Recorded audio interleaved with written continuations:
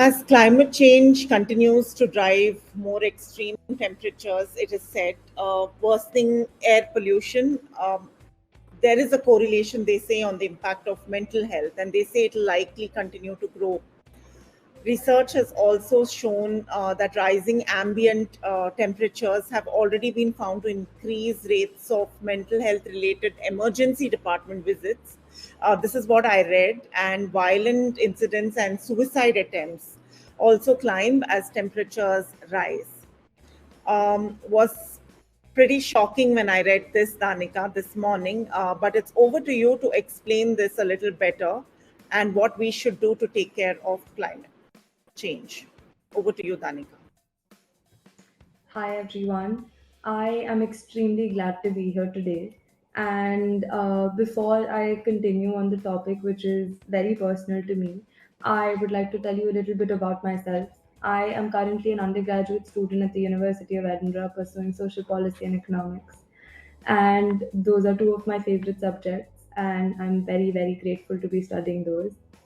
I have probably been doing work in like for sustainable development since I was in the 11th grade, whether it was crowdfunding for like an initiative, an NGO, what like wherever. I have always tried to do my little bit. Today also I'm here in this interactive session just to create awareness about something that we are probably going through but not don't even realize that we are part of the same chain. Thank you for joining me today in this interactive session where we'll explore the intricate connection between climate change and mental health, along with the pressing issue of universal healthcare. I encourage you to engage, ask questions, share your thoughts as we delve into this vital discussion. Climate change, as we all know, is a looming threat that knows no borders. It is only reshaping our world physically, but also exerting a profound impact on our mental health. The absence of universal health care further increases the situation, leaving many vulnerable individuals without the support they desperately need. Firstly, let's start by understanding the fact that how can climate change even affect your mental health? Have you ever thought that climate change would have any effect on the mass population's mental well being? Probably not, because you go around your day, you're like, today it's really hot, today it's really cold, the weather is like this, it's going to be like this, global warming, but do you realize how it might have an effect on you or your loved ones? As our planet warms and extreme weather events become more frequent and intense, the effect on mental health are becoming increasingly violent and evident. Disasters are happening all around us. We pick up the newspaper and we see hurricanes, floods, and wildfires are happening all around us in all parts of the world because climate change, again, it doesn't know any borders. The sad part is that they not only disrupt your livelihoods or your lives, or but more than anything, they shatter a person's sense of security and stability.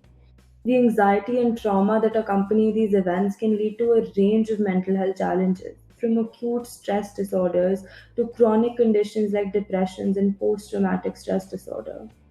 Have you or someone you know experienced any such emotional reactions to climate related events? A small example might be of a farmer working in a country like where on an island, he's working very hard to make his produce every day, and couple of years later he gets to know that his produce is not work like it's not harvesting well because the sea levels are rising. His sense of security, his financial stability shatters because he doesn't know where else to go, he doesn't know what to do. All he can do is, how can I fix this situation? Let's say he fixes that situation. The stress that I have lived here my entire life and now I have nowhere to go. But even after he goes somewhere, that stress still stays with you. And he has no way of even realizing that his mental health is probably now affected. Whether it's anxiety of extreme weather or the distress caused by the loss of biodiversity, these feelings are extremely valid and deserve our attention. This topic is personally really important to me as well because I had done a research project on the effects of mental health on climate change, and When I picked up this project, I didn't even know that there could be such extreme consequences to global warming or anything around us, that it would affect us on a daily basis and we don't even know about it. If you think about it, let's talk about the concept of eco anxiety. Have you ever felt overwhelmed by the scope of environmental challenges we face? Think about it for a minute. Take your time. Let's just let How do you cope with these feelings of helplessness? You could share your coping mechanisms and ideas for promoting mental well-being in the face of ecological stresses, but are you able to identify these ecological stresses? Are you able to understand that, is this something I need? Are the people around you telling you it will be fine and we will all get through it? Do you have the resources to understand these thoughts and feelings, even understand if they're valid or not? These are important questions one needs to ask themselves on a daily basis. Whether it's your job, whether it's your normal day to day life, you need to ask yourself these questions. We also have to be aware of the concerning long term psychological toll of watching our environment deteriorate. Our generation, the Gen Z, we talk about climate change, all of us are doing a little bits to try and make these things better. The loss of biodiversity, rising sea levels, and the uncertainty of the future can induce eco anxiety, a term I didn't even know about until last year, a form of distress stemming from feelings of helplessness in the face of environmental crisis. This anxiety is not only just limited to adults, people who are working and earning and getting food on the table for their family, but children, old people are too grappling with fears for their future as they witness the world they inherit become increasingly uncertain. While this not be might not be correlated, but the huge feeling of uncertainty that all students went through during the pandemic has stayed with them even after the lockdowns were removed. That feeling of uncertainty, we don't know what will happen in the future. It has stayed with us. Our decision making process is now based on the fact we don't know what will happen in the future. But coming back to the topic, this isn't a challenge solely related in climate change. The lack of universal health care also increases these mental health struggles. It leaves countless people without access to necessary resources. A child who is uncertain about his future, he doesn't know where to go about to get these feelings understand. Mental health services are often overlooked and most often than not underfunded and then become an unattainable luxury for many. Going to therapy is a luxury for many people. This is a systemic issue that perpetuates inequality and amplifies the suffering of those who are already marginalized. Let's talk about the role of maybe universal healthcare in addressing mental health concerns. Do you believe that access to mental health services should be a fundamental human right? I definitely think so. Mental health services should 100% be a human fundamental right? Because when a disaster strikes, you are given everything by the government. The government works day and night to get you out of that problem physically or financially. But how many times have you ever heard that there are therapy camps being put up? Even if there are, they're extremely underfunded and cannot give the support to these people that they actually really need. How do you think the universal healthcare could impact the mental health of individuals facing the challenges of a changing climate? Whether it's a tsunami, whether it's wildfires, people have to pack up their things and leave. By the fourth or the fifth time that people do this, they're like, it doesn't matter anymore because now it's normal. That's the thing we need to break. It's not normal. It's not normal to feel uncertain. It's not normal to feel helpless. You have to understand that these feelings are valid and you need to talk about them. I understand that we have touched on the broader systemic issues that play here, but what are the specific actions a government or an institution should take to address these mental health challenges?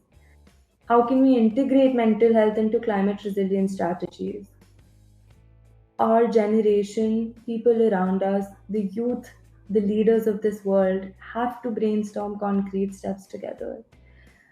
As someone who's personally faced a lot of mental health issues, not due to climate change, but generally, I understand and I am ready to be the voice for people who aren't marginalized and cannot stand up for themselves and probably don't even know that they are going through such a hard time. Lastly, consider this.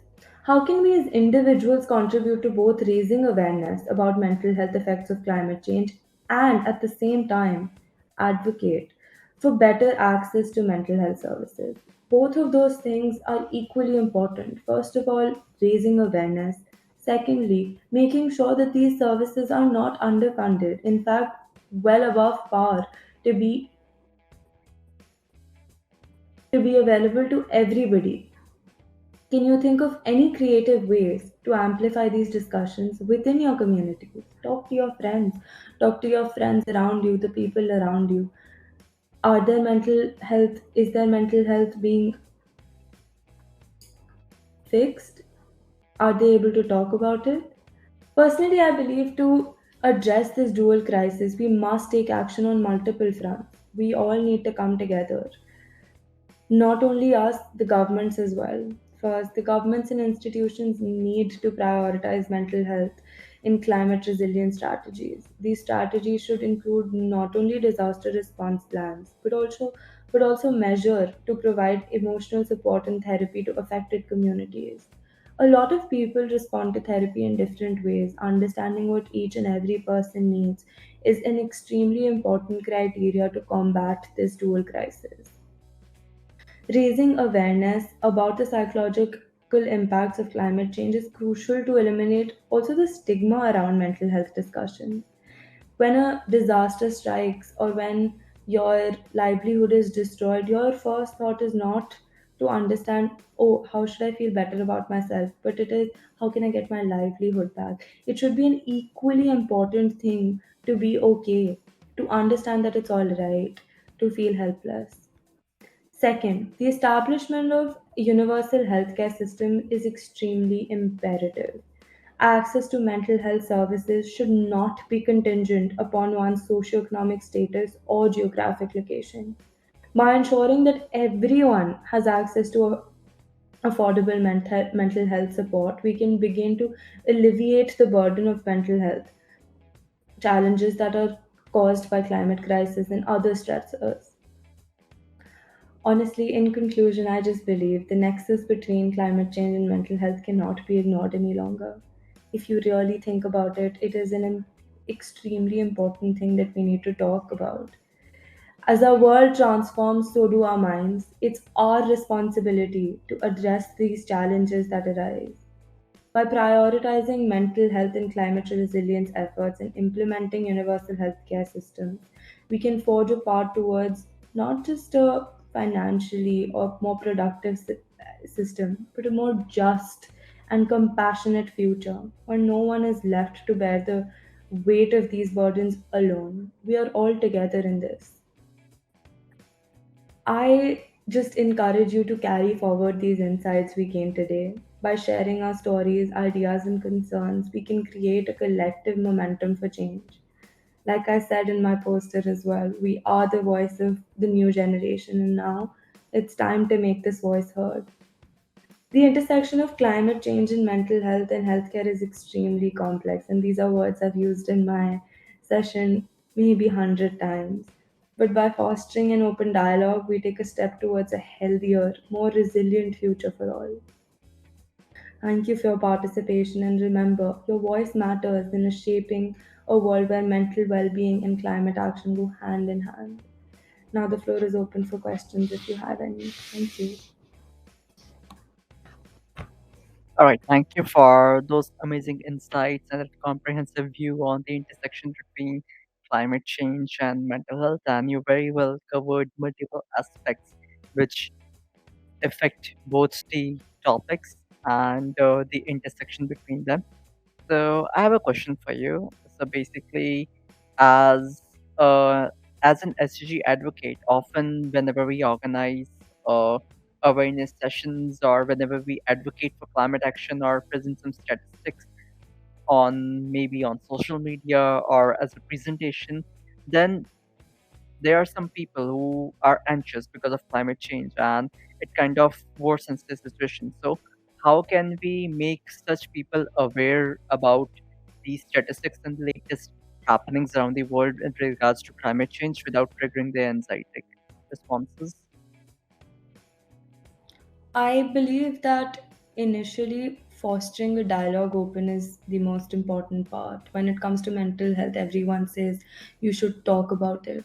If you're talking about it, it makes the other person feel that their feelings are valid. The reason that they're anxious about something is valid. If you make them feel all right, I think that is the first step in combating, which is a generally a very big challenge to overcome. Does that answer your question? All right, thank you. I'm sure that would indeed help me and other climate activists and SDG advocates all around the world who are working day and night for advancing on the SDGs. Since you stated that you have yourself faced mental health issues in past, and firstly, we all are really proud of you because it takes a lot of strength to say that all in open. And so, yeah, firstly, kudos to you. So basically, my next question is for all our audiences who are facing mental health issues such as anxiety and panic attacks. Could you please share some personal anecdotes which helped you during your panic attacks and anxiety and mental health issues? To be fairly honest, when it comes to your own mental health issues, you think that I'm alone in this, but the moment you talk to even one person about it, you realize that you're not. So for me, the support system around me, my friends, my family have been a very crucial part in understanding 5 things to see, 4 things to hear, and so on and so forth. That's what's helped me. I hope it helps you as well. You want to talk to us about as youth change makers? I'm sure you've covered all of it, but quick tips, one or two quick tips that we can do um, to to bring that awareness that climate action also is so important for mental health. Any quick tips for us? Honestly, quick tips would just be like read about it. Like, honestly, just go on Google and you will realize that it's so much more deeper than we like think on surface. And it's so like and honestly there's very less research about it as well. When you talk to people around you, you will realize how they're affected by it, how even the smallest thing, it's like correlated, right? Like if someone has to go from their home to their office, why is it that like they don't want to like travel in public transport in a hot city like Delhi? Why is it that it's a struggle for them to get out in the morning? It's going to be so hot, I don't want to go to office today. you know you talk to people around you, you read about it more. That's the first step. um, Also, it's said that stress and anxiety levels are raised for people. I mean, they're also robbed of their economic livelihoods, right? Climate change can affect that too. So I think destroying businesses severe hamper when it severely hampers economic, that also can lead to severe mental health and anxiety related issues. Thank you, Danika, for this wonderful session. Do you have a video you want to play, or